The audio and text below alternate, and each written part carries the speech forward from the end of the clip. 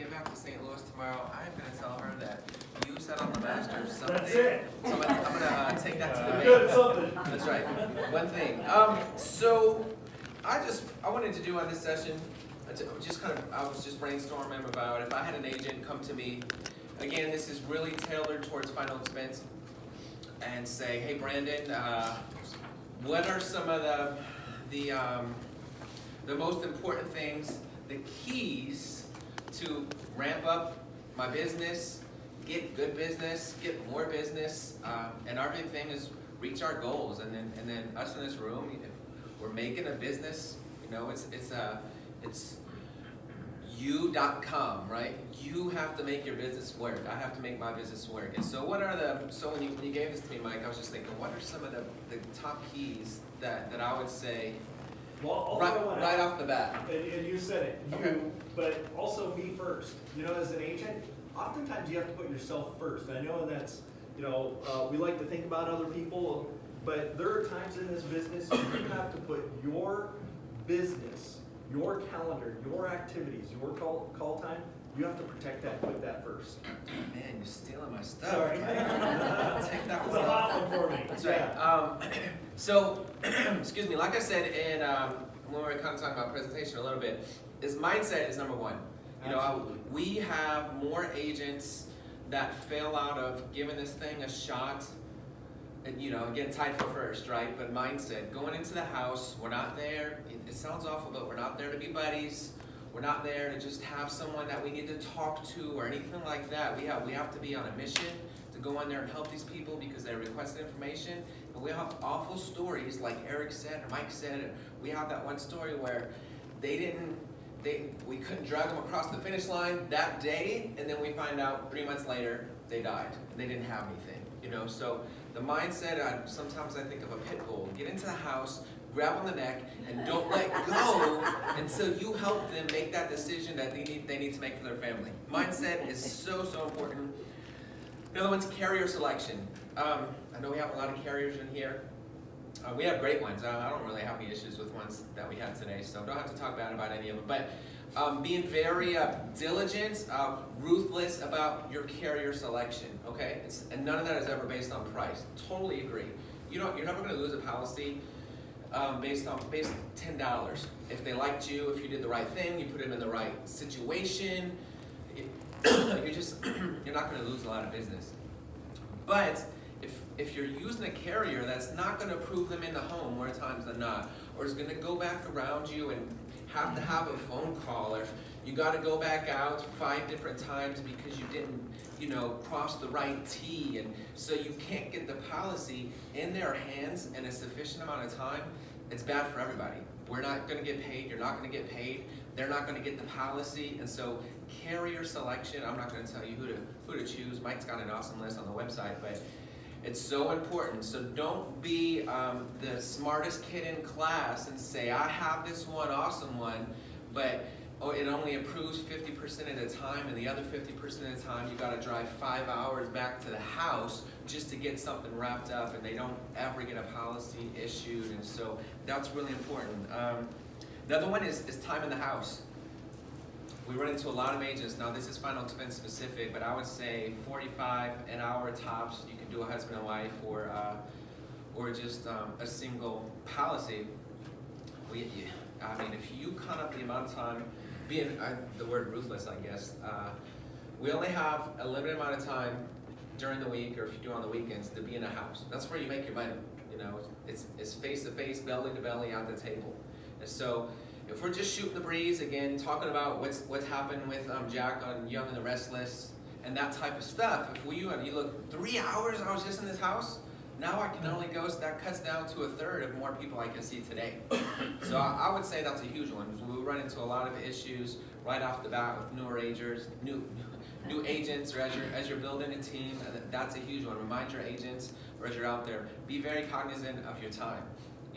Find out, like I said in the presentation, find out why you're there, and if you can't get them to tell you while you're there, wrap up, go see somebody else. There's no reason to continue to stay and shoot the breeze. Another one is, a big one for me is higher premium. This is a huge deal. In my opinion, anyone who lives in America, whether you're rich or poor, you can afford a final expense policy. It doesn't have to be $17. There's this like quote out there that says, anyone in America, they can afford anything that they want. You know, they're gonna create the time, the energy, and the money that they want for something that they want. You know, so for a lot of our final expense people, that looks like cartons of cigarettes, Powerball tickets, different stuff like that. I'm telling you, they get what they want. You know, they're living on a lower income, yes, but can most every one of them put $60 a month away into a quality life insurance that's going to help their family? Absolutely. So mindset on this again is, get a lot of agents that run out there in this trailer park. Their first thought is, oh my gosh, they can only afford a 50-cent policy a month. That's all I'm going to be able to do. Everyone that you go into there, by and large, other exceptions, yes. But by and large, 50, 60, 70, 80 bucks, not a problem. It's, can you create the value? Can you create the trust? Do you have the right product? Okay, so that's a huge one. Because again, I can go out and sell 4 $90 final expense policies versus someone that has to sell 20 $18 policies. It's a huge, huge game changer. Having enough leads, I know tons of leads, options, but this is a business. Okay, and so we run into agents all the time. Hey, how can I get free leads? Or, you know, how can I get the cheapest thing out there? You know, and I just think, we talked right at the beginning, to start a franchise with anything, it takes tens of thousands, hundreds of thousands of dollars. And it's like somebody that wants to go out there and start a Chick-fil-A franchise, right? Most everybody loves Chick-fil-A. Well, Chick-fil-A would suck if they didn't have the chicken tenders to give you, right? That's us. We gotta have people to see, and leads is the most consistent, measurable way to do that. And so, getting yourself and agents to get 20, 30, 40 people to see every week, guaranteed, like clockwork, is another way to ramp up your business, and to stay consistent each week. You want one way to prevent the roller coaster. You got 20 leads this week and none the next week. That's a huge roller coaster, okay? So, and for the agents, I don't want to buy leads. Well, you can't open a business, you know, you can't open a Chick-fil-A and say, it's a great idea, but I don't want to buy chicken nuggets, so I don't know what we're going to do. We're just going to really focus on the waffle fries because that's the way to go, you know? So that's a huge one. Plugging into the system. Good gracious. We got the websites. Mike is like the king of, he's putting out stuff every week, and I'm like, this is so amazing. I wish I had Mike when I first started. Go into the websites, the conference calls, the quoter, the group app where you can get on and ask questions with all the other agents 24/7, the Facebook groups, the videos on legacy, on the people to call, recording yourself in the home. And again, this is for if you have agents. I tell agents all the time, they'll contact me and say, oh, I'm not selling anything. I said, have you recorded yourself? Have you listened to yourself? Did you send it to your upline? Did you post it on the Facebook group?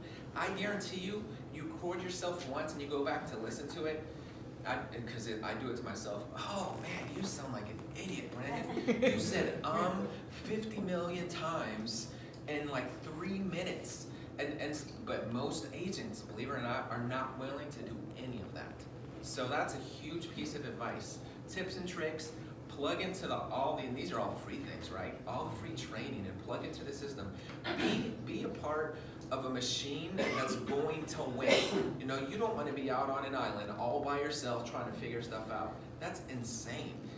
Get on board, get in the Tesla with us, and let's do it together. There's no reason to try and reinvent the wheel. A couple more. Know your underwriting. We want to help these people. This is a helpful job to do and be able to create legacies. Underwriting is a huge issue. Get your cheat sheets. Do not lose deals because you try to put someone with COPD with a company that doesn't take COPD. You left the house. Gosh, you live in Orange County and it takes 8 hours to drive 2 miles apparently to get back there. Know what you're doing. And again, back to plugging in the system. If you don't know, ask, okay? Because that's helping you, that's helping your business, that's helping the client. At the end of the day, it's helping everybody. So underwriting is a huge issue. Now, don't stay home for a week and think you have to memorize Moo's underwriting guide and Prosperity's underwriting guide and all these. No. Plug into the system. Go see the people. If you don't know, 24/7, you can ask somebody around here to be able to say, hey, they have these health conditions, who is going to be best for that? That's a huge deal.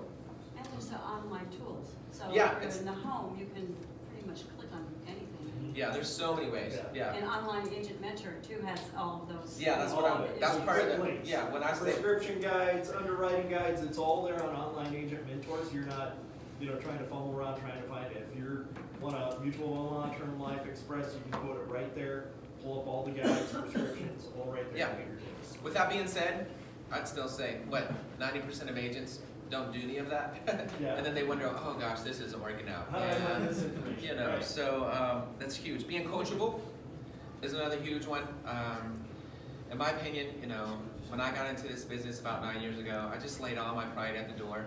And one thing was, I'm gonna contact like the 3 best agents, I actually started with One Life, that are on the leaderboards. I'm gonna ask them, hey, what do you do to be successful? Whatever they tell me, I'm gonna do that.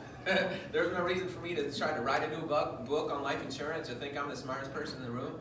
I'm gonna steal everything they do, and I'm just gonna do it myself. Be a sponge. Try to outwork them. Yeah, so being coachable is a huge deal. I can't tell you how many agents we talk to every single day of the week, all year long. They'll come to us for a question, or we'll find out they're having issues with stuff, and we'll give them, based on our experience, we'll try this. Based on what we've seen, what we've done, try this. This will work. Follow up a week later. Hey, Bill, did you get to try this? No, I tried something else. So don't be that person. Be coachable. I mean, that is a huge deal. Some of these sound simple, and I'm okay with that. There's no reason to have to try to be sounding smart in front of somebody. I mean, simple stuff, sticking to the basics, especially because we do want to be known for someone that sticks around in the industry and they have their own business that they're proud of. And so these are things that I see people miss just all the time. Coachability, 2 more, and I'll get out of your hair. Money management is a huge deal. So with your agents, this is something to keep in front of them consistently, because nobody is going to be able to call Josh or Eric, 2 Erics, or anybody else and say, hey, you talked about these awesome leads and I'd like to try some. And they say, oh, sure, let me send you a link. You can order them. Just put your credit card. Well, here's the thing. I know I got deposit, a $5,000 deposit last week, but I actually went and decided to get the new BMW, and I put that on there. So I don't have the money actually to buy leads this week, but I'm good for it. It sounds funny, right? BMW. I actually know someone who did that, but some people, they came out of a 9 to 5 and they get into this, and you have a good week and the deposits. They've never had that before, and so they go out and just completely blow it, and then they're out of business because they can't get leads anymore. They can't pay the immediate bill, and it's really a tragedy. I know lots of cases like that. So that's one thing to keep in front. Simple way to do it is just get a separate account. You're at Bank of America. Just get a completely separate account. Tell your agent or you, have all your deposits go into that account. That's all that happens in that account. Okay? You're not spending extra in it, and then pay yourself once or twice a month, and that's a good way to keep it separate. So that's a big one. Last one is, we're all on the same page, so we're all saying the same stuff, is put in the hours and treat it like a job. I cannot tell you the amount of people that we talk to. Everything sounds great, right? You get to make your own schedule, you get to 6 figures pretty fast comparatively to someone who has to go to school for decades to be a doctor or lawyer. All the perks of the business, but they forget that you still have to go out there and hustle. It does not work if for 3 or 4 days a week you're trying to catch up on, Game of Thrones on your HBO app, or trying to catch up on Netflix, and then you were really only in the field like 7 hours out of 7 days. It's not a good business plan, okay? So it's a huge reminder. I'm always throwing it out there. We actually have this for our agents. We send out basically a weekly log, or your activity tracker. So it'll get back to us how many hours of that week were you either calling, just the money-making activities, right? Calling face-to-face with someone in their house, or door knocking. Those are the only way we're really making money, is meeting with people.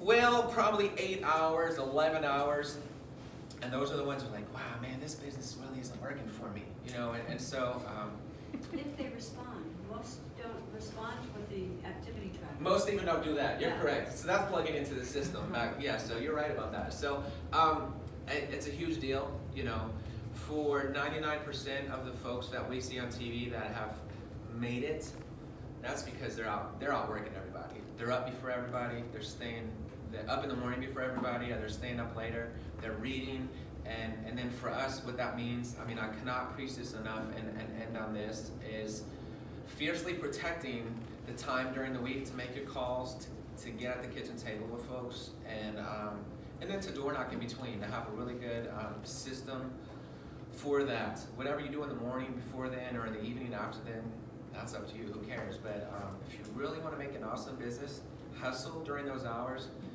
Not only can you make lots and lots of money, and we can help lots and lots of people, and so it's a great, great combination. So thanks again, guys. Thanks. Let's get the session out there. All right, let's do this, because there's something that's really cool that when you join our team,